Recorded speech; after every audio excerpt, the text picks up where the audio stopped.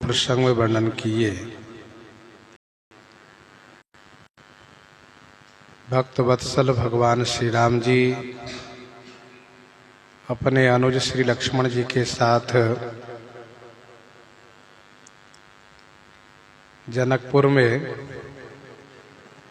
भ्रमण कर रहे हैं। जनकपुर वासी इन दोनों का दर्शन कर रहे हैं।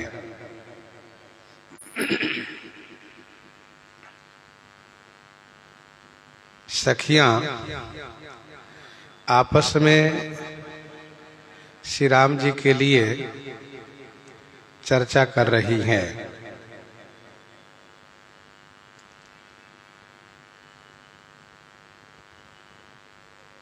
एक एक करके 8 सखी का वक्तव्य यहाँ पर वर्णन है।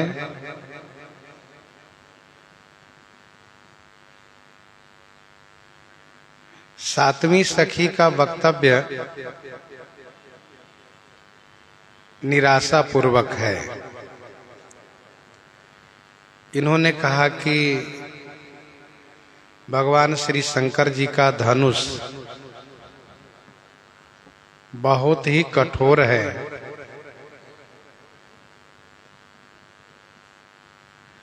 वज्र से भी कठोर है, कूर्म पीठ से भी कठोर है। और ये जो सांवले राजकुमार हैं, कोमल शरीर वाले हैं तथा किशोर अवस्था के हैं। इसीलिए इनके द्वारा धनुष टूटना सब प्रकार से असमंजस है।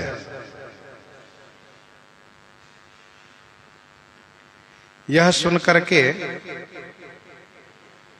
8वीं सखी कोमल वाणी से कह रही हैं कि हे सखी, इन सामने राजकुमार के बारे में कोई कोई ऐसा कहते हैं कि देखने में तो भले ही छोटे हैं पर हैं बड़े प्रभावशाली। इन्होंने बहुत बड़े बड़े कारनामे करके दिखाए हैं। जब इनके ऐश्वर्य को आप समझोगे तो आपके हृदय में इनके प्रति यह विश्वास होगा कि इनसे धनुष टूटना असंभव नहीं है, कठिन नहीं है।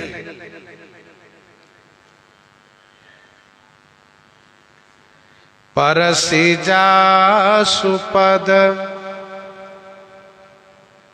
पंकज धूरी,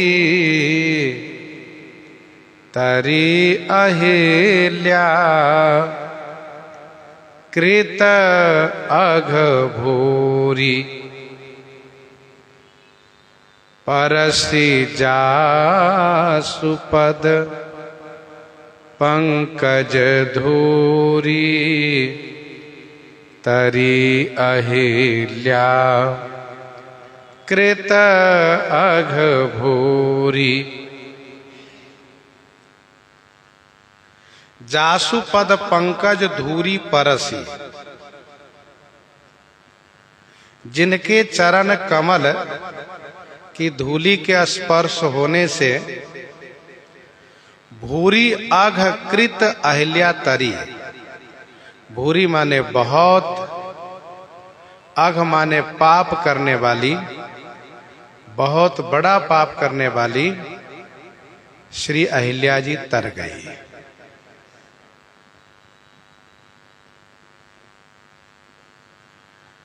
श्री अहिल्या जी का उद्धार इनके पावन चरण रज के प्रभाव से हुआ है। कवितावली अयोध्या कांड 7 पद में आप पढ़िए तो भगवान श्री राम जी से केवट कहता है कि रावर दोषन पायन को पग धूरी को भूरी प्रभाव महा है।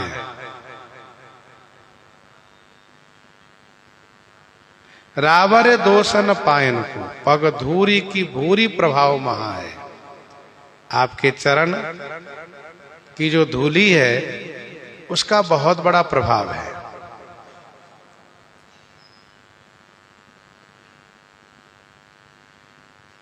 कहने का अभिप्राय यह है कि जिनके चरण रज का ऐसा प्रभाव है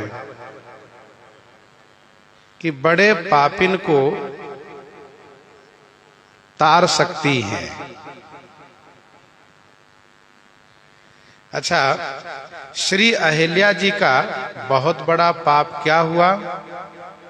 तो बहुत बड़ा पाप ये हुआ कि इन्होंने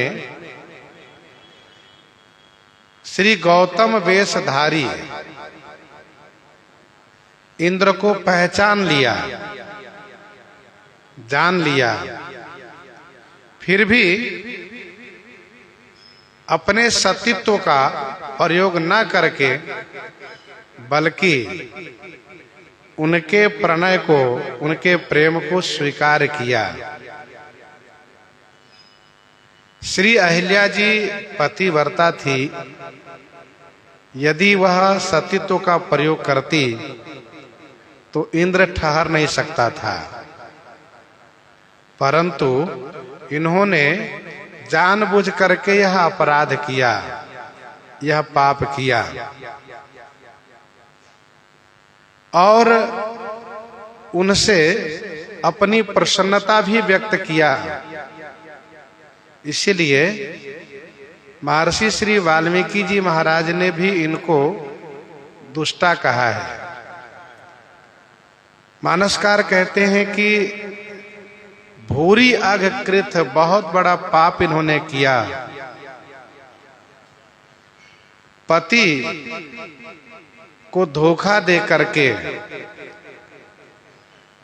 पर पुरुष से रति करना, प्रेम करना, यह स्त्री का बहुत बड़ा पाप है। पति वंचक पर पति रति करई, पति वंचक पर पति रति करई, रव रव नरक कलप सत परई। तो इतना बड़ा पाप इन्होंने किया।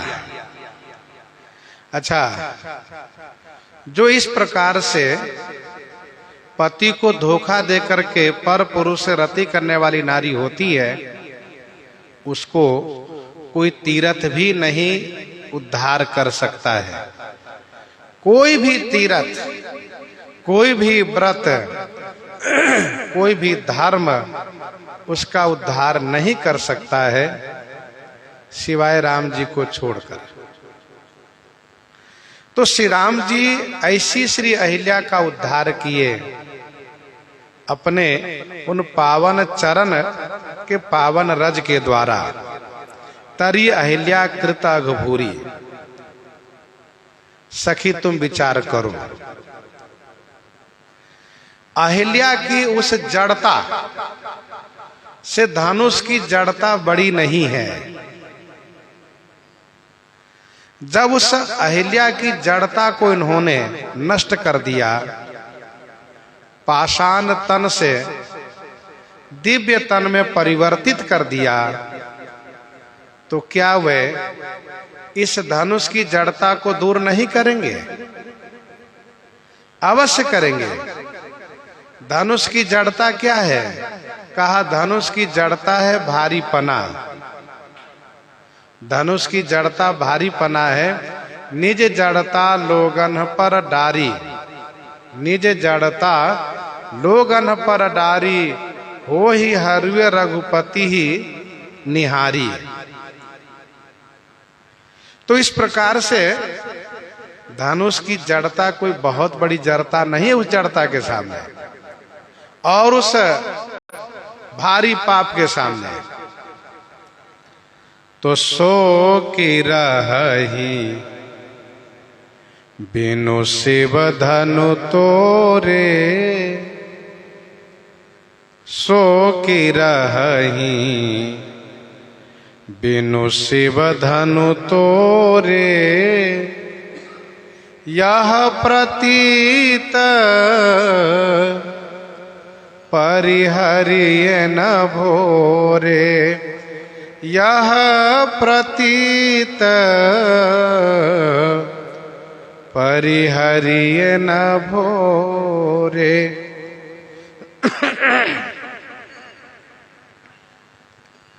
सो की, सो माने वह, की माने क्या, वह क्या, बिनु शिव धनु तोड़े रही, बिना श्री शंकर जी के धनुष तोड़े रह सकते हैं, अर्थात नहीं। की शब्द काकोक्ति में प्रयोग किया जाता है। सो माने वह क्या श्री शंकर जी के धनुष तोड़े बिना रह सकते हैं, अर्थात नहीं, वह अवश्य श्री शंकर जी के धनुष को तोड़ देंगे। यह प्रतीति परिहरिय न भोरे। अरे सखी, यह प्रतीति माने यह विश्वास, भोरे माने भूल कर भी मत छोड़ो, इस विश्वास को मत त्यागो। यह प्रतीति परिहरिय न भोरे, कहने का अभिप्राय यह है कि विश्वास को जब हृदय में बनाए रखोगी तो विश्वास की जीत होगी, विश्वास सफल होगा। जिस प्रकार से दूसरी सखी के वक्तव्य से सभी को विश्वास हुआ था, विप्र काज करि बंधु दो मग मुनि बधु उधारी, आए देखन चाप मख सुनि हरसी सब नारी। सबको प्रसन्नता हुई थी, सबको विश्वास हुआ था, लेकिन वह विश्वास चलायमान हो गया। इसीलिए यह सखी कह रही हैं कि ध्यान देना, यह भी ध्यान देना कि कहीं विश्वास चलायमान न हो जाए। इसलिए यह प्रतीति परिहरिय न भोरे। गीतावली बालकांड 77 पद में बड़ी मजबूती के साथ कहती हैं, मानि प्रतीति कहे मेरे ते, मानि प्रतीति कहे मेरे ते, कत विमोह बस करती ही ओरे। मानि प्रतीति कहे मेरे ते, कत विमोह बस करती ही ओरी। तौलो है या शंभु सरासन, तौलो है या शंभु सरासन, श्री रघुवीर जौलो न लियोरी। इन्होंने कहा कि अरे सखी, मेरे कहने पर विश्वास करो और अपने हृदय में संशय मत करो। तुम संशय बस क्यों हो रही हो? ये शिव धनुष तभी तक दिखाई दे रहा है जब तक इन्होंने छुआ नहीं है। तौलो है यह शंभु सरासन, श्री रघुवीर जौलो न लियोरी। जही बिरंची रची सिए संवारी, और राम ही ऐसो रूप दियोरी। तुलसीदास तेहि चतुर विधाता, तुलसीदास यह चतुर विधाता, विधाता बड़े चतुर है, उन्होंने जानबूझ करके यह संजोग बनाया है।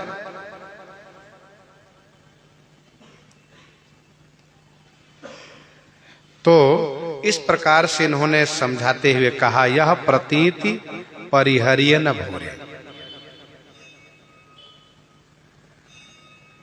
इन्होंने कहा तुलसीदास ते चतुर विधाता, यह संजोग सियोरी।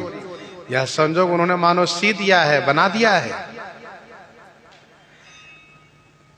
कहने का भाव यह है कि विश्वास होना चाहिए क्योंकि बिना विश्वास से कोई भी सिद्धि प्राप्त नहीं हो सकती है। कवने उस सिद्धि के बिनु विश्वासा, जब तक विश्वास नहीं होगा तो कोई सिद्धि होगी ही नहीं। देवी देवता की सिद्धि तो जाने दीजिए, भूत प्रेत की भी सिद्धि बिना विश्वास के नहीं होती है। विश्वास करना पड़ता है, विश्वास होना ही चाहिए।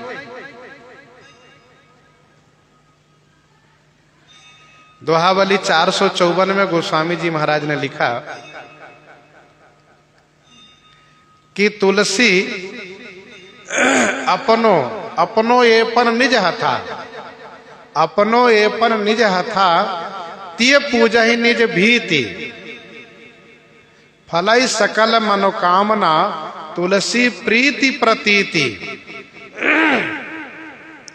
गोस्वामी जी महाराज एक गांव से निकल रहे थे तो उन्होंने देखा कि एक माता जी दीवाल पर पोता लगा रही है, दीवाल को लिप रही है, बढ़िया मट्टी के घोल से दीवाल को लिप रही है। और फिर इसके बाद चावल के आटा पीस करके उसको घोल बना करके उसमें अपना हाथ डुबा करके और दीवाल पर छाप रही थी। इसके बाद गोस्वामी जी ने देखा कि उस हाथ के पंजा को छापने के बाद फिर वहां पर फूल आदि चढ़ाई, कुछ नैवेद्य चढ़ाई और फिर धूप दीप की। तो गोस्वामी जी ने पूछा कि माता जी आप इस दीवार पर क्या कर रही हो? उन्होंने कहा इसी में हमारे देवता है और हमने मनौती मानी है कि हमारी कामना पूर्ति होगी तो मैं पूजा करूंगी। तो गोस्वामी जी को एक बड़ा सुंदर उदाहरण मिल गया कि देखो इसी को कहते हैं विश्वास, इसी को कहते हैं प्रेम। अब बताओ, अपनो एपन निज हथा, एपन बना करके अपने हाथ के पंजा छाप करके तिये पूजा ही निज भीति, अपनी दीवाल की पूजा कर रही है। और फलई सकल मनोकामना तुलसी प्रीति प्रतीति। तो जब दीवाल पर विश्वास करने से उसकी मनोकामना पूर्ति हो रही है तो हम यदि भगवान पर विश्वास करेंगे तो क्या हमारी कामना पूर्ति नहीं होगी? अवश्य होगी। इसीलिए विश्वास, बिनु विश्वास भगति नहीं, बिनु विश्वास भगति नहीं, तेहि बिनु द्रवहि न राम। भैया हो, जब तक विश्वास नहीं होगा तब तक भक्ति होगी ही नहीं। बिनु विश्वास भगति नहीं, तेहि बिनु द्रवहि न राम। राम कृपा बिनु सपने हूँ, जीवन लह विश्राम, जीवन लह विश्राम। जब तक भक्ति नहीं होगी, जब तक श्री राम जी की कृपा नहीं होगी, तब तक जीव को विश्राम प्राप्त होगा ही नहीं। भाग दौड़ करते रहो, पूरे जीवन बिता दो, लेकिन विश्राम प्राप्त नहीं होगा। विश्राम प्राप्त तो श्री राम कृपा से ही होता है। तो इन्होंने कहा कि सखी, औरों की आशा भरोसा छोड़ दो, औरों की आशा भरोसा छोड़ दो, श्री राम जी पर ही भरोसा करो कि जिन्होंने पापिन अहिल्या को तार दिया है, क्या वे धनुष नहीं तोड़ेंगे? अवश्य तोड़ेंगे। बस सब अपने अपने मन में यह निष्ठा पूर्वक प्रस्थापित करो इस विचार को कि श्री राम जी धनुष तोड़ेंगे, धनुष तोड़ेंगे तो श्री राम जी भी तोड़ेंगे, इसमें संशय मत रखो। यह प्रतीति परिहरिय न भोरे, जेहि बीरन चिरची सिये सवारी, जेहि बीरन चिरची सिये सवारी, तेहि श्यामल बर रचेउ बिचारी, तेहि श्यामल बर रचेउ बिचारी, जेहि बिरंचि रचि सिए सवारी। जेहि बिरंची, जिस ब्रह्मा जी ने संवारी सिए रची, संवार करके श्री सीता जी की रचना की है। सखी मेरी बात पर ध्यान दो। जिस ब्रह्मा जी ने संवार करके, मेहनत करके, मन बुद्धि लगा करके श्री सीता जी की रचना की है, उन्हीं ब्रह्मा जी ने इन श्यामल वर को, सांवले राजकुमार को विचार पूर्वक रचा है।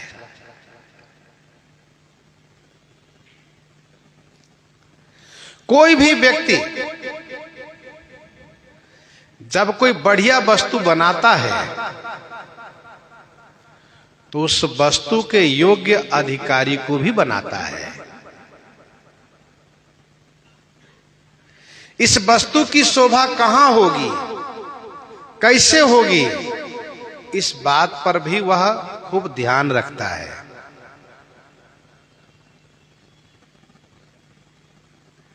अयोग्य के पास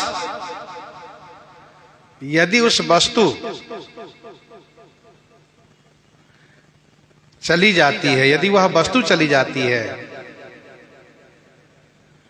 तो फिर लोग आलोचना करते हैं, निंदा करते हैं। इसीलिए कोई भी होशियार व्यक्ति ऐसा नहीं होने देता है कि सुंदर वस्तु अयोग्य के हाथ में चली जाए। जो पे नहीं दीन बनवासु, यहां पर ब्रह्मा जी की आलोचना की जा रही है। जो पे नहीं दीन बनवासु, किन्ह बादि विधि भोग बिलासु। यह गांव की महिलाएं कह रही हैं कि यदि ब्रह्मा जी ने इनको वन दिया है, इनको वन ही देना था, तो ये भोग विलास, सुख विलास उन्होंने बनाया क्यों, किसके लिए? इन मूर्खों के लिए, अनपढ़ों के लिए, गंवारों के लिए। जो पे नहीं दिन बनवासु, किन बादि विधि भोग विलासु। ये बिचरही मग बिनु पद त्राना। हाँ, ये रास्ते में बिना जूता चप्पल के चल रहे हैं, बिना वाहन के चल रहे हैं, तो रचे बादि विधि वाहन नाना। क्यों वाहन बना दिए? ये मही पर ही डासी कुछ पाता। जब ये भूमि पर कुछ पत्ते बिछा करके सोते हैं तो सुभग सेज कत सृजत विधाता। क्यों बनाया उन्होंने? तरुबर वासी नहीं विधि दिन्हा, तो धवल धाम रचि रचि श्रम किन्हा। जब इनके लिए वृक्ष का वास ही निर्धारित किया है, तो इतने बड़े बड़े ऊंचे महल क्यों बनवाए? जो ये मुनिपट धर जटिल सुंदर सुठ सुकुमार, विविध भांति भूषण वसन बाद किए करतार। तब एक उसमें सयानी, उसमें भी एक सयानी थी। देखिए, समाज में सब एक जैसे नहीं होते हैं। कुछ यदि ना समझो तो कुछ समझदार भी होते हैं। तो उसमें एक बड़ी सयानी थी। उसने कहा, री सखी, तुम ठीक से विचार करके देखो, इनको ब्रह्मा जी ने बनाया ही नहीं है, इनको ब्रह्मा जी ने बनाया ही नहीं है, तो फिर ब्रह्मा जी द्वारा बनाई गई वस्तु से इनका क्या मतलब? फिर उन्होंने बड़ी अच्छी बातें कही जो वहां पर सुनने लायक है। उन्होंने कहा कि यदि इनको ब्रह्मा जी बनाए हैं, एक घड़ी के लिए मान लो, तो एक ही नहीं बना सकते, और भी बनाए होते। जरा विचार करो, और तुम पढ़ी लिखी हो या समझदार हो तो अपनी बुद्धि से विचार करो, ऐसा पुरुष, ऐसी नारी कहीं सुनने को मिली है? नहीं ना। मैं तो ये कहती हूं कि इनको देख करके ब्रह्मा जी का मन बड़ा अनुरक्त हुआ, और वह इनके जोरे को इनके जोड़े को बनाने लगे, इनके जैसा बनाने लगे, और बनाते बनाते बनाते बनाते ढेर लगा दिए, पूरा संसार भर गया, लेकिन एक भी इनके जैसा नहीं बन पाया। तो ब्रह्मा जी बेचारे बड़े लज्जित हो गए। सोचा कि अब इनको इन समाज में नहीं रहने दो, इनको वन में रखो, नहीं तो इनको देखेंगे तो लोग हमारी आलोचना करेंगे, कहेंगे हे ब्रह्मा जी, इनके जैसा बेटा हमको दीजिए, इनके जैसा पति दीजिए, इनके जैसा भाई दीजिए। हम कहां से देंगे, हम बना ही नहीं पाते हैं। ये वहां की गंभीर बात है। लेकिन आइए फिर यहाँ प्रसंग में आते हैं। यहाँ कहना यह है कि यदि अयोग्य व्यक्ति को वह वस्तु प्राप्त हो जाती है जो उसके अधिकारी नहीं है, तो आलोचना होती है। लेकिन ब्रह्मा जी समझदार हैं, वे बिरंची कहलाते हैं। बिरंची का मतलब विशेष रचना करने वाले हैं। इसीलिए उन्होंने जब श्री सीता जी को संवार करके बनाया, तो उन्होंने खूब विचार करके इनके योग्य पति होने के लिए इसी सामने राजकुमार को बनाया है। अब इन्होंने इस प्रकार से मजबूती पूर्वक जब अपनी बातों को कहा, तो सभी सखियां प्रसन्न हो गई। तासो बचन सुनी सब हरसानी, तासो बचन सुनी सब हरसानी, ऐसे ही हो कहीं मृदुबानी, ऐसे ही हो कहीं मृदुबानी।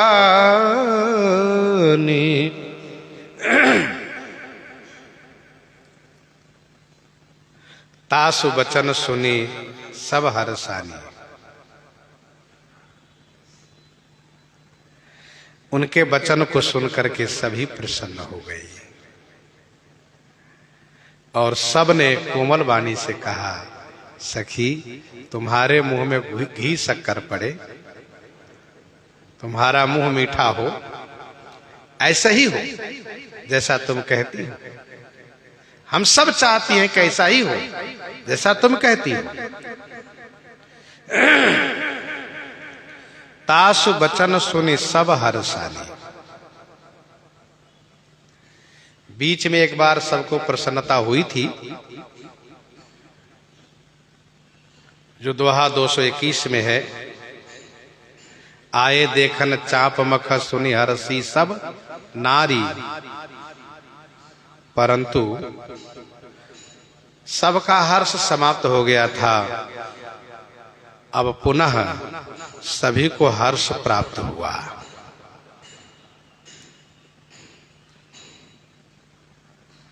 यह बात सत्य है कि अन्य के आश्रित होने से सुख प्राप्त नहीं होता है, जब तक कि यह जीव भगवद आश्रित न हो जाए। इस प्रसंग में एक बहुत गंभीर संदेश है। क्या? 8 सखी वार्ता कर रही हैं। इनमें से एक सखी वे हैं जो श्री जनक जी पर भरोसा करती हैं कि यदि महाराजा श्री जनक जी इन राजकुमार को देखेंगे तो अपना प्रण छोड़ करके और श्री सीता जी का विवाह कर देंगे। तो श्री जनक जी पर इनका भरोसा जाता है, विश्वास जाता है। तो दूसरी सखी इनके विचार को खंडन कर देती है। वे कहती हैं, सखी राजा के ये पहचाने हुए हैं, राजा के मेहमान हैं ये दोनों, ऐसा कहाँ? हाँ, उनकी बात कमजोर पड़ गई। तो इस वार्ता में एक सखी ब्रह्मा जी के ऊपर भरोसा करती है, ब्रह्मा जी पर जाती है। यदि ब्रह्मा जी ऐसा संजोग बना दे तो हम सबका जीवन धन्य हो जाएगा।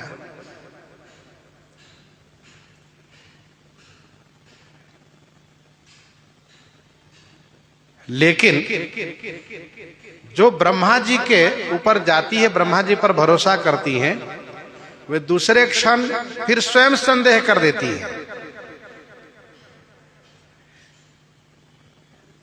कि यह संघट तब होई जब पुण्य पुराकृत भूरी। अर्थात ब्रह्मा जी संयोग तब बनाएंगे जब हमारा बहुत पुराना किया हुआ पुण्य हो, बहुत बड़ा पुराना किया हुआ पुण्य हो, तब जाकर के ब्रह्मा जी ऐसा संयोग बनाएंगे। तो ब्रह्मा जी के बाद इनका विश्वास फिर पुण्य पर चला गया, पुण्य पर चला गया। तो कुछ क्षण के लिए सबको अच्छा लगा कि हाँ ठीक कह रही हैं, पुण्य यदि हमारा होगा तभी सुख मिलेगा। लेकिन एक सखी ने यह कह करके इनकी बात को बहुत कमजोर कर दिया कि सखी, यह किसको मालूम है कि हमारा पुण्य पुराना किया हुआ बड़ा है या नहीं? यह तो किसी को पता नहीं है। हमारा उतना बड़ा पुण्य है भी या नहीं, यह तो गर्भ की बात है, किसी को मालूम नहीं है। वर्तमान है उस पर विचार करो। देखो धनुष की ओर देखो कितना कठोर है, और इन राजकुमार की ओर देखो कितना कोमल है ये। कैसे हम मान लें कि ये धनुष तोड़ देंगे? तो फिर बात कमजोर पड़ गई। तब जाकर के आठवीं सखी ने सबकी ओर से ध्यान हटा करके, श्री जनक जी, श्री ब्रह्मा जी, पुण्य, इन सब की ओर से ध्यान हटा करके इन सब का ध्यान केंद्रित किया श्री राम जी के प्रताप पर, श्री राम जी के प्रभाव पर ध्यान केंद्रित किया कि सखी इन कहा को वस कहीं, बड़ा प्रभाव देखत लघु हई। ये बहुत बड़े प्रभावशाली है। वर्तमान में आओ, भूतकाल में मत जाओ, वर्तमान में आओ। देखो इनके बारे में ऐसा हमने सुना है, कोई कोई ऐसा कहते हैं कि बहुत बड़े प्रभावशाली है, और प्रभाव का उदाहरण भी दिया। उदाहरण देने के बाद इन्होंने ये कहा कि मेरी बात पर विश्वास करो, यकीन करो कि ये धनुष अवश्य तोड़ेंगे। तो सबके मन में विश्वास हो गया, और सबने एक मत से, जो संदेह कर रही थी उन्होंने भी प्रसन्नता प्रकट की कि हाँ सखी तुम ठीक कह रही हो। तासु वचन सुने सब हर्षानी, ऐसे ही हो कहीं मृदु वाणी। इसका मतलब हम आपको भी समझना चाहिए कि हम आप यदि अन्य लोग, देवता या सुकृत पर भरोसा करेंगे तो मन में पूर्ण विश्राम नहीं मिलेगा, पूर्ण शांति नहीं मिलेगी। लेकिन जब हम सब तरफ से मन हटा करके और भगवान पर पूर्ण भरोसा करेंगे तो हमारे मन में पूर्ण रूप से विश्वास के साथ साथ शांति, विश्राम प्राप्त होगा। अब सूत्र है यही कि भगवान पर भरोसा करने वाले को शांति मिलती है। हम इस संदर्भ में गीता जी के एक श्लोक को स्मरण कर लेते हैं। 18वें अध्याय में 66वां श्लोक है। भगवान श्री कृष्ण चंद्र जी श्री अर्जुन जी को बहुत प्रकार से शिक्षा देते हैं, और गीता जी में सभी प्रकार से भगवान श्री कृष्ण चंद्र जी उनको समझाने का प्रयास करते हैं, सभी प्रकार के धर्मों का विवेचन करते हैं, और गीता ज्ञान का भंडार है, सब प्रकार से ज्ञान देते हैं। लेकिन फिर भी श्री अर्जुन का मन संतुष्ट नहीं होते दिखाई दे रहा है। पूर्ण संतुष्ट होते जब नहीं दिखाई दे रहा है तो भगवान श्री कृष्ण चंद्र जी कहते हैं, पार्थ अब मैंने जो बातें कही उन सब बातों को एक तरफ करो, और मेरी इस बात को तुम हृदय में धारण करो। वह क्या? तो भगवान श्री कृष्ण चंद्र जी कहते हैं, सर्वधर्मान परित्यज्य मामेकम शरणम व्रज। सर्वधर्मान परित्यज्य मामेकम शरणम व्रज, मेरी शरण में आ जाओ। इसका क्या मतलब है? यही कि जीव जब अन्य दिशा में भटकता है तो वह परेशान रहता है, लेकिन जब भगवान की ओर पूर्ण रूप से विश्वास पूर्वक अपने आप को कर लेता है तो फिर यही कहता है कि भैया हो, अब भगवान जो करेंगे अच्छा करेंगे, अब मुझे कुछ सोचना नहीं है। लोक दृष्टि से यदि विचार करिए आप, तो लोक दृष्टि से भी एक बीमार व्यक्ति को डॉक्टर सब प्रकार से उपचार करते हैं। सब प्रकार से उपचार करने के बाद जब डॉक्टर को लगता है कि इनके रोग ऐसा है कि असाध्य हो चुका है और ये उपचार से ठीक नहीं होने वाले हैं, तो डॉक्टर कहते हैं कि भैया देखो, अब भगवान के भरोसे रहो, भगवान का स्मरण करो, अब भगवान जो चाहेंगे वही होगा। इसका क्या मतलब है? इसका भी यही मतलब है कि भगवान पर निर्भर हो जाओ। दवा आदि पर निर्भर रहोगे, डॉक्टर पर निर्भर रहोगे, तो तमाम दोष गुण दिखाई देता रहेगा, परेशान होते रहोगे। भगवान पर निर्भर हो जाओ। तो हमारे आपके जीवन में यह होना चाहिए कि हम भगवान पर ही पूर्ण रूप से निर्भर हो जाए। भगवान परम दयालु हैं, भक्त वत्सल हैं, वह हमारे हित में अच्छा ही करेंगे। कभी उन्होंने बुरा किया नहीं और न वे करेंगे। जब उनका स्वभाव उनके शत्रु के लिए भी अनुकूल रहा है, तो फिर अपनों के लिए प्रतिकूल कैसे हो सकता है? जासु स्वभाव अरिहु अनुकूला सो किम करहि मातु प्रतिकूला। तो तासु बचन सुनि सब हरसानी, ऐसे ही हो कहीं मृदु बानी। बड़ी कोमल वाणी से कहा, ऐसे ही हो, ऐसे ही हो। और जहां 10 लोग बैठे हो, किसी विचार पर मंथन चल रहा हो, विचार चल रहा हो, सब अपनी अपनी बातें कह रहे हो, लेकिन कोई ऐसा व्यक्ति हो उसी में से जो ऐसी बात कह जाता हो जिनकी बात को कोई काट न हो और सब सहमत हो जाए, सब प्रसन्न हो जाए, तो समझना चाहिए कि ये एक सिद्धांतिक बात है और सबके लिए अनुकरणीय बात है, सबके लिए कल्याणकारी बात है। ये तासु बचन सुनी सब हरसानी, ऐसे हो कहीं मृदुबानी, ऐसे हो कहीं मृदुबानी। यद्यपि 1 2 3 4 करके गिनती गोस्वामी जी ने नहीं की है, लेकिन फिर भी को सखी अपर सखी यह जो बोलने के क्रम में है,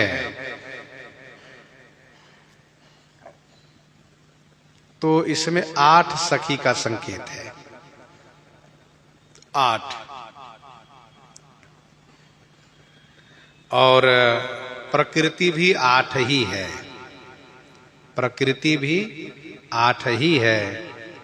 विनय पत्रिका 203 में गोस्वामी जी ने लिखा, 8 प्रकृति पर, 8 प्रकृति पर निर्विकार श्री राम। ये 8 प्रकृति है क्या? तो श्रीमद् भगवत गीता जी के 7वें अध्याय के 4थे श्लोक में पढ़ना चाहिए। भूमि रापो अनलो वायु खम मनो बुद्धि रेव च, अहंकार इत्यम में भिन्ना प्रकृति रष्टधा। तो भूमि रापो अनलो वायु खम मनोबुद्धि रेव च, अहंकार इत्यम में भिन्ना प्रकृति रष्टधा। 8 प्रकृति है। मानो इन 8 सखियों का जो वक्तव्य है, ये 8 प्रकृति का विचार है, 8 प्रकृति का एक सोच है, उनका एक अनुभव है भगवान के संदर्भ में, इस लीला क्रम में। तो 8 प्रकृति का एक 8 प्रकृति का सुंदर वक्तव्य है, विचार है, ऐसा समझना चाहिए। कुछ संतों की ऐसी मान्यता है, कुछ संतों की ऐसी मान्यता है कि यह श्री किशोरी जी की 8 सखी है।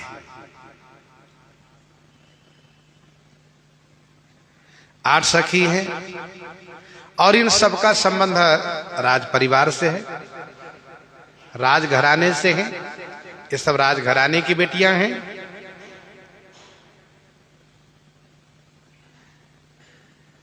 इसीलिए उन संतों ने इस विषय पर विशेष जोर दिया है कि इन सखियों ने पुष्प वृष्टि के बहाने से मानो यह कहा कि कल आप फुलवारी में आइए, फिर वहां हम सब अपनी स्वामिनी जी से आपको मिलवाएंगे, ऐसा कहते हैं। किंतु हमारे गुरुजी महाराज कहा करते थे कि यह सखियां श्री किशोरी जी की हैं या ठीक है, लेकिन जो विशेष जो अष्ट सखी की बात आती है, श्री चारुशीला आदि, ये वही अष्ट सखी हैं जो पुष्प वाटिका में श्री किशोरी जी के साथ गई हैं, ये वही हैं, ऐसा नहीं लगता है। कहिए कैसे? तो इस संदर्भ में पुष्प वाटिका प्रसंग के कुछ पंक्तियों को स्मरण यदि हम आप करेंगे तो यह बात स्पष्ट हो जाएगी कि ये नगर दर्शन में जो जिन सखियों की वार्ता है, ये सब नगर के रहने वाली हैं।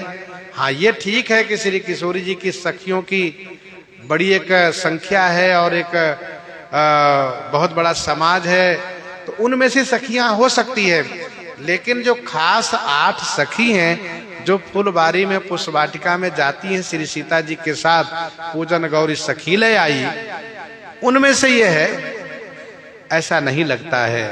कहिए कैसे? तो फुलवारी प्रसंग के 2 चौपाई को आप समझिए। श्री किशोरी जो सखियों के साथ गौरी पूजन के लिए उसी वाटिका में आती हैं जिस वाटिका में राजकुमार श्री राम जी पुष्प लेने के लिए पहुंचे हैं। और स्वाभाविक है कि जब राजमहल के परिधि में राजकुमार रुके हुए हैं तो राजमहल के परिधि में जो वाटिका है उसे फूल लेने जाएंगे, बाहर तो जाएंगे नहीं। तो श्री राजकुमार श्री राम जी वहां फूल लेने गए हैं, पहुंचे हुए हैं।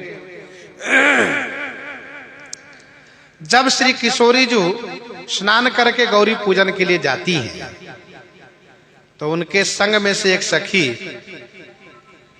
वह चली जाती हैं बाग को निरीक्षण करने के लिए, देखने के लिए कि बाग में यदि कोई पुरुष हो तो हम उनको बाहर कर देंगे।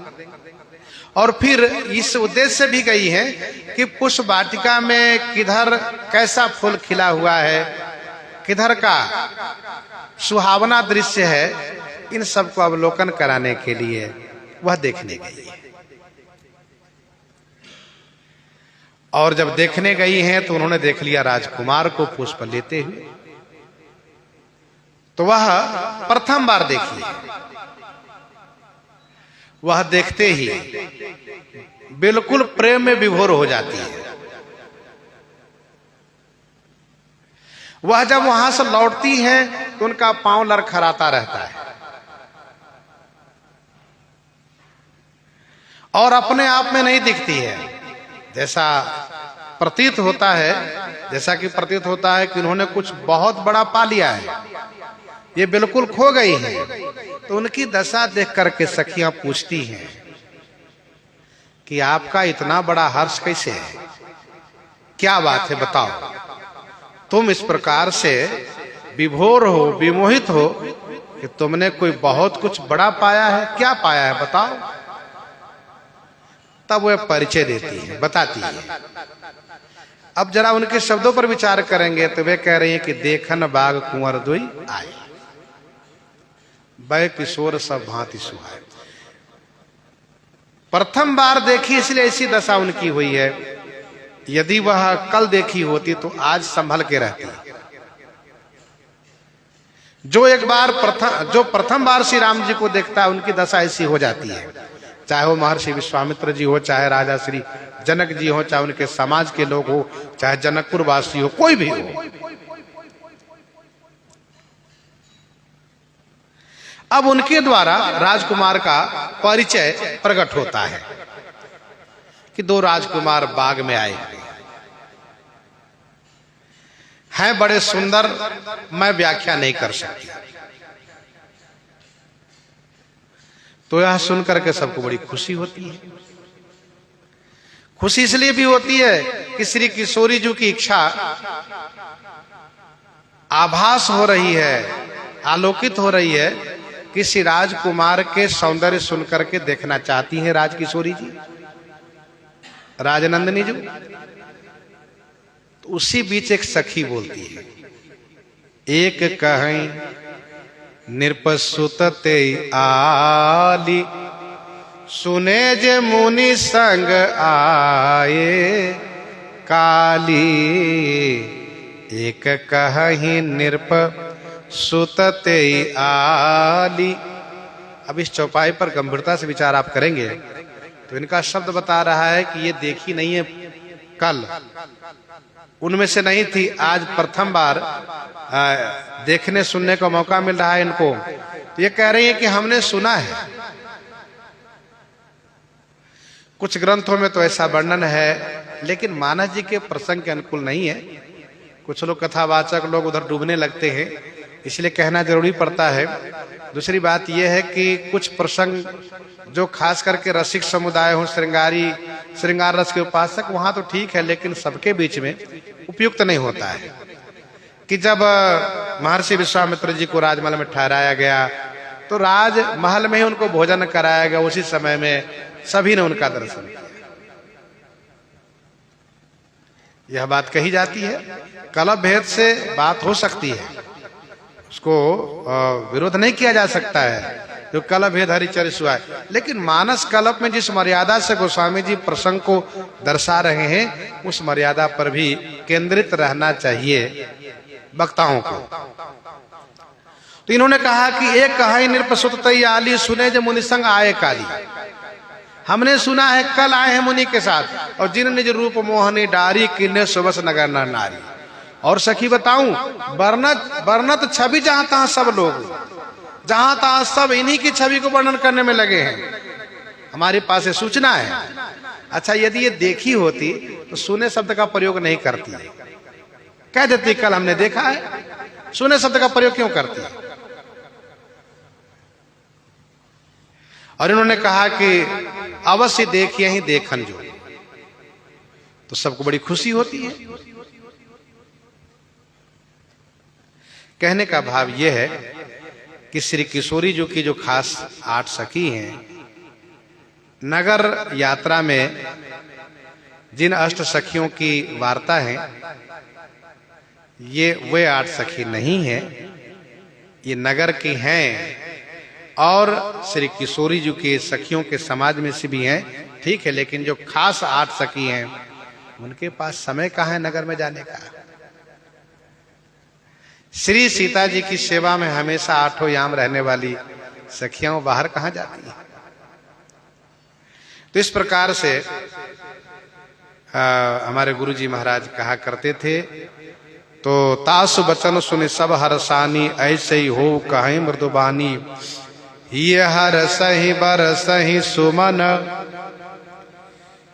ये हर सही बर सही सुमन, सुमुखी सुलोचनी वृंद।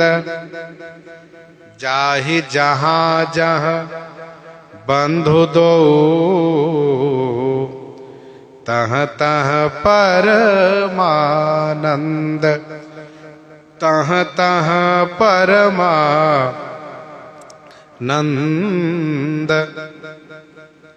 सुमुखी सुलोचनी वृंद, सुमुखी माने सुंदर मुख वाली, सुलोचनी माने सुंदर नेत्र वाली, वृंद माने समूह। सुमुखी और सुलोचनी के वृंद सखियां ही हर सही हृदय से प्रसन्न हो रही हैं, बरसही सुमन ऊपर से फूल बरसा रही हैं। 2 बंधु जहां जहां जाही, जहां जहां जाते हैं, तह तह परमानंद, वहां वहां परमानंद प्राप्त हो रहा है।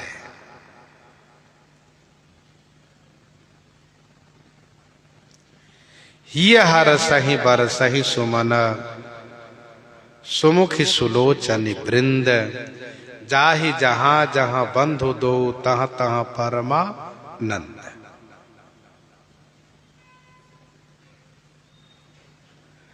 इनका सुंदर मुख है। सुंदर मुख क्यों कहा? इसलिए कि श्री राम जी की चर्चा कर रही है। जो भगवान की चर्चा करे वही मुख सुंदर होता है।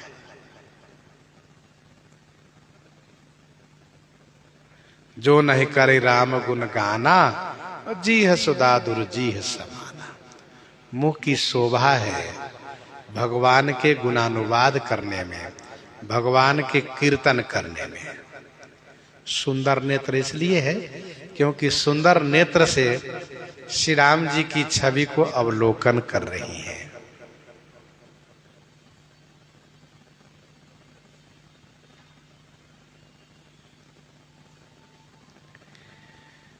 तो ये सुमुख सुलोचन वृंद हृदय से हर्षित होकर के खूब फूल बरसा रही है। इन सखियों ने विचार किया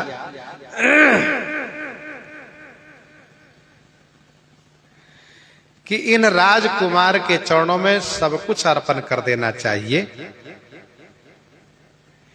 ये हर सही बर सही, अर्थात अपने हृदय के हर्ष को ही दोनों भाइयों पर पुष्प रूप में बरसा रही है। अपने हृदय के हर्ष को दोनों भाइयों को अर्पण कर रही है, उन पर बरसा रही है।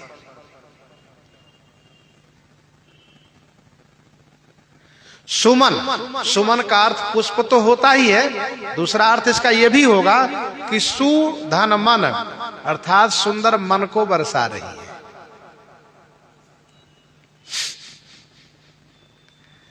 भगवान चाहते हैं कि जीव अपना मन मुझे अर्पित कर दे, अपना मन हमें दे दे, संसार से हटा करके मुझ में लगा ले।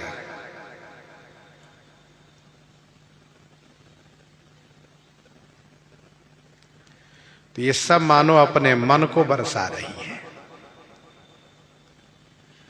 अर्थात यह निर्णय कर रहे हैं कि आज के बाद इनको छोड़ करके मन कहीं जाए ना।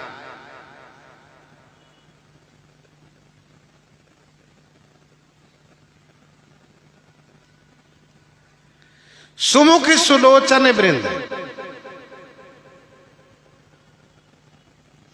कहने का भाव ये है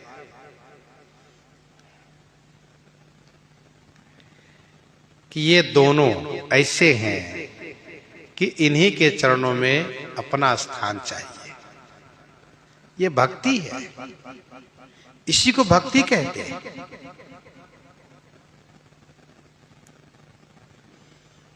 और भाव सुनिए, जब कोई प्रसन्न होता है तब कुछ देता है, जब कोई प्रसन्न होता है तो कुछ देता है।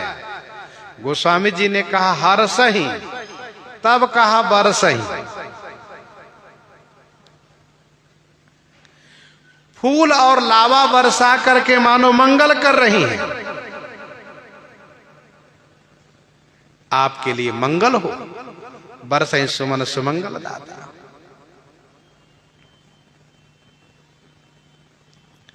दूसरा भाव यह है कि श्री राम जी की कोमलता को देखती हैं, तब सोचती हैं ये मार्ग इनके लायक नहीं है, ये मार्ग इनके लायक नहीं है, इसीलिए इनका मार्ग कोमल हो तो फूल बरसा रही है, फूल के कोमल पंखुरी बरसा रही हैं कि आपके चरण इन पंखुरियों पर, पुष्पों पर पड़े।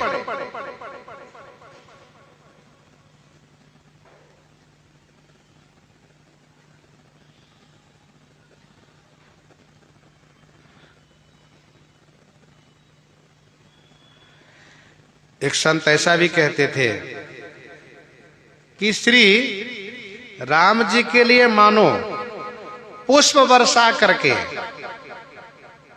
मार्ग संकेत कर रही है कि आप इस रास्ते से आओ, ऐसा ना उधर मत चले जाएं, आप इधर से आओ और उनको भी आनंद दे, उनको भी आनंद दे, इधर से आइए। तो वे भी सब फूल बरसा रही है, रास्ता दिखा रही है।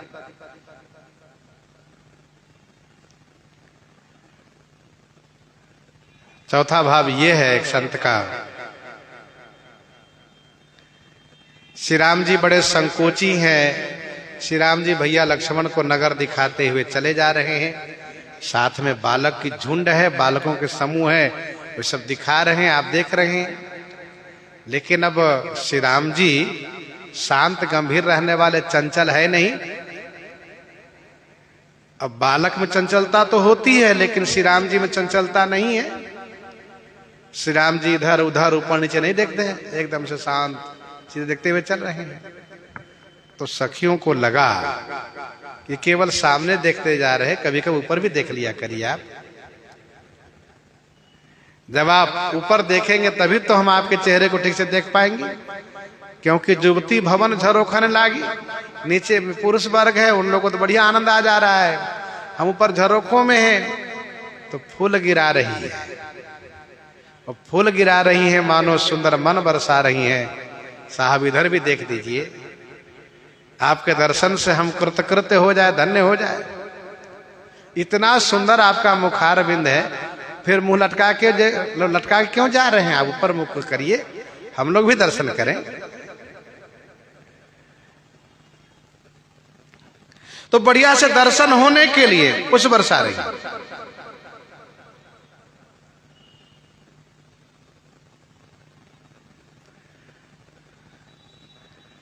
और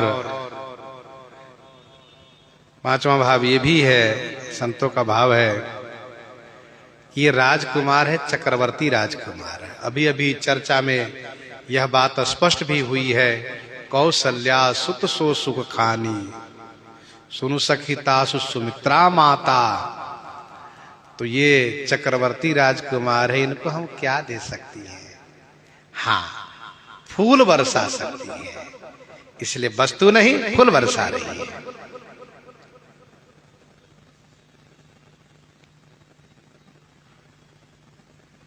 गोस्वामी जी कहते, जाहि जहां जहां बंधु दो तहां तहां परमानंद।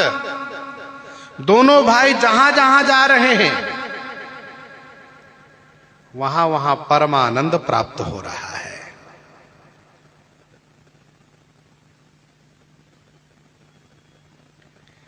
आनंद के समुद्र दोनों राजकुमार हैं, दोनों भैया हैं, इसलिए जहां जाते वहीं पर परमानंद ही परमानंद प्राप्त हो रहा है।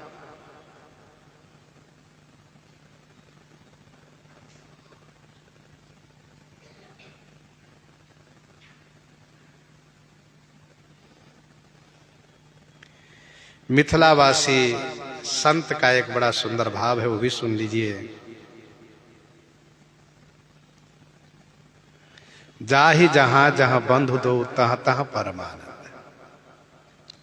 उनका कहना है कि दोनों भाई अपने आप को परमानंद स्वरूप मानते थे, कि मैं परमानंद स्वरूप हूं। दोनों भाई अपने आप को परमानंद स्वरूप मानते हैं, जानते हैं। जैसे कोई व्यक्ति अपने आप को मानता है कि मैं सबसे बड़ा धनवान हूं, हाँ मेरे पास ऐसा वैभव है, धन है, लेकिन वह व्यक्ति उन गांव में जाए, उन शहर में जाए जहां की पता चले कि सब धनवान ही लोग हैं, तो वह देख करके चौकन्ने होता है कि अरे भाई तो सब धनवान ही है यहाँ पर। तो वैसे ही दोनों भाई ये मानते हैं कि हम परमानंद रूप हैं, परमानंद स्वरूप हैं। लेकिन जनकपुर के गलियों में श्री जनक नंदनी भगवती श्री सीता जी के प्रभाव से परमानंद ही परमानंद भरा हुआ है। इसलिए दोनों भाई जहां जहां जा रहे हैं वहां देख रहे, यहां भी परमानंद, यहां भी परमानंद, यहां भी परमानंद, सब जगह परमानंद ही परमानंद है। जाहि जहां जहां बंधु दो, तो वहां क्या मिल रहा है इनको? तहां तहां परमानंद। इन दोनों भाइयों को श्री किशोरी जी के प्रभाव से सब जगह परमानंद प्राप्त हो रहा है। अर्थात आनंद हूं कर आनंद दाता, जो अपने आप को परमानंद का अभिमान करते थे कि हम परमानंद स्वरूप है, उनको यहाँ गलियों में परमानंद प्राप्त हो रहा है। ये मिथिला वासियों को बड़ा सुंदर भाव है और अच्छा भी लग रहा है।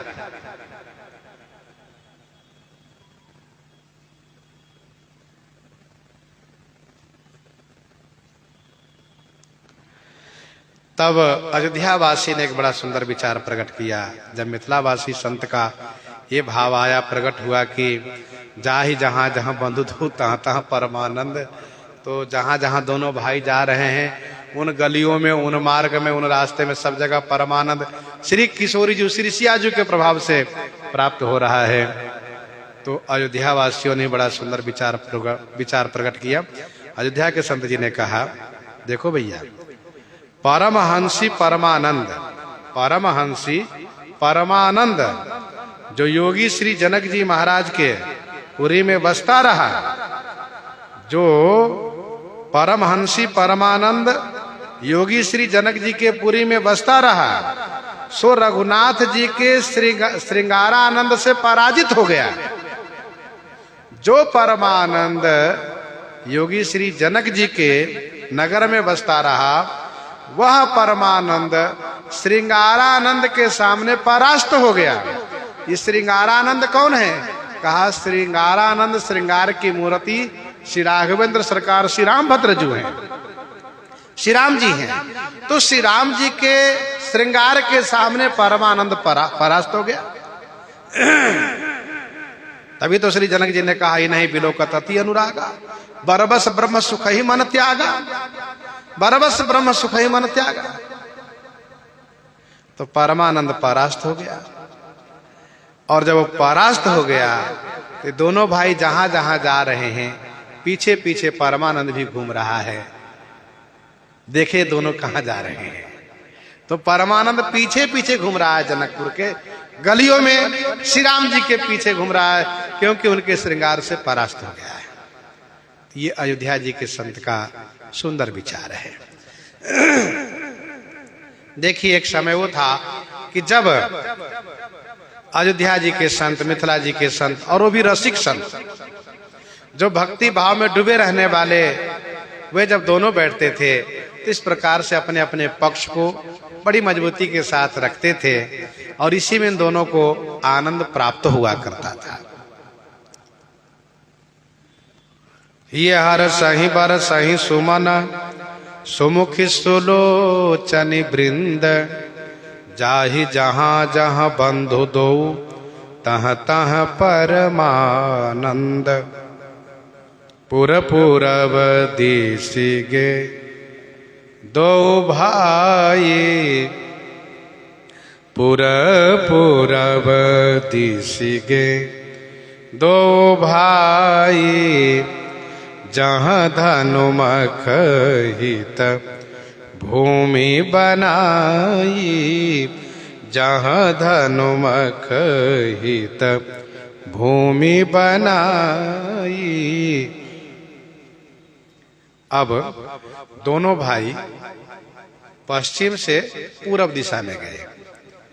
पूरब दिशी, जनकपुर के पूरब दिशा में गए, जहां धनुमख हित भूमि बनाई। जहां धनुमख माने धनुष यज्ञ के लिए भूमि बनाई गई है, यज्ञशाला बनाई गई है। श्री राम जी, लक्ष्मण जी, दोनों भाई बालकों के साथ, गीतावली में तो संकेत है, भगवान श्री राम जी ने बालकों से पूछा, क्यों भैया, सुना है कि यहां धनुष यज्ञ हो रहा है? तो जनकपुर के बालकों ने कहा, ठीक सुना है आपने, तो आप लोग हमको वहां नहीं ले गए अभी तक। कहा, चलिए साहब, अभी ले चलते हैं आपको।